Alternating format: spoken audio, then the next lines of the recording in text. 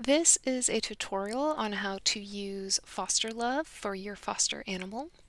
You will initially get an email from ShelterLuv, right there, your friends at shelterluv.com, with a link to access FosterLuv once you become an experienced foster with us. So this is my FosterLuv account. I am currently fostering Pickle, who is a sweet little pickle. Within here, you can see a lot of different information about your animal, about yourself, as well as edit your foster capacity and your blackout dates. So with your contact information, you can change and upload a secondary phone number, or if you get a new number, you can update that.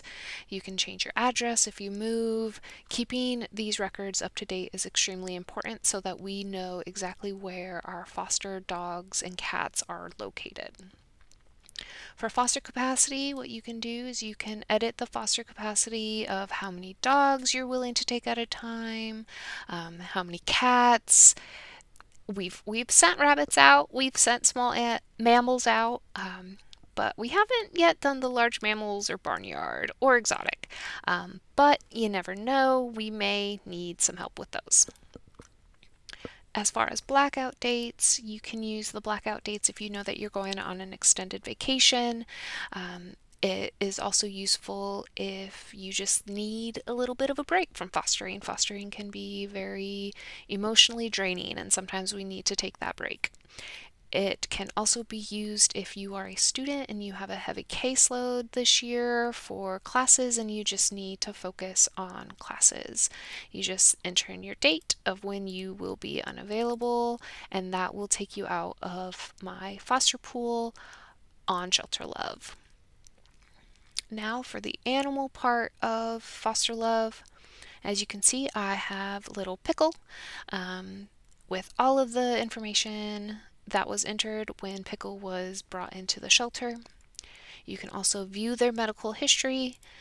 This is what is important if you have to take an animal to an emergency vet. You do want to have this information because it does list the animal shelter as the owner, so that the emergency vets do not charge you, they charge the shelter. And of course, since Pickle has not had any vaccines or treatment, you're not going to see any of that information in there for Pickle, but for your foster you will. This is also a great place to locate when your foster is due for their next vaccines or treatments. Under the medical, this is going to be very helpful for those with kittens. You can add some weights in there.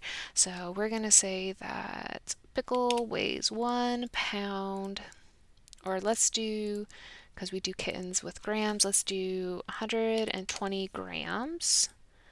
Okay, and then we're going, and if you put it in the wrong way, you can always just delete it.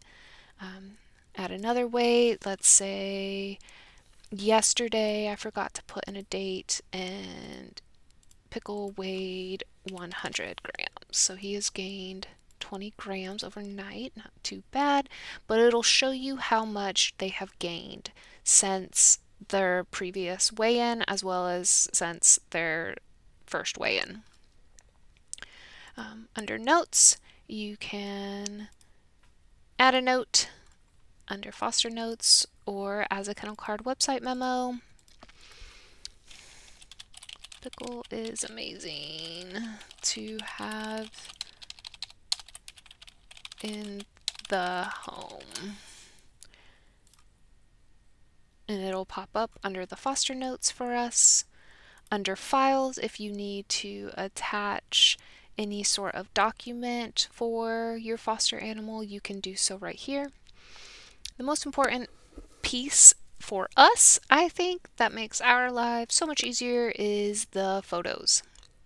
So what you do is you click on this camera and it brings it up. I've already uploaded the 2 photos that I have for him, but just to go over it again, we will go ahead and edit this one again. So you can resize your photos and play around with it a little bit. You can also put a filter on just to kind of make it more interesting and fun. You can fine tune things if you really want to get into it. Just kind of a fun way to make it a little more interesting. Annotate. You can, just do little designs if you want. Maybe make a heart. That was not a very good heart. You can decorate, again, with pretty similar things, just for some fun. You can always undo things. You can always put it back to how it was.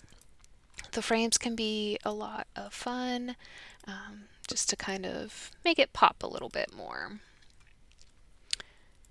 If you have a picture that maybe has a license plate in the background or a house number in the background, or a picture with some kids and you don't want their photos on the website, but it's a really great photo because it shows the dog or cat's personality and how they are, you can use the redact tool and you can actually blur out different portions of the pictures, just so you can provide some privacy for in your pictures.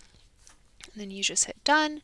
Let us know when you do have them uploaded. That way we can, as the foster team, we can go in and publish them so that they actually show up on the website.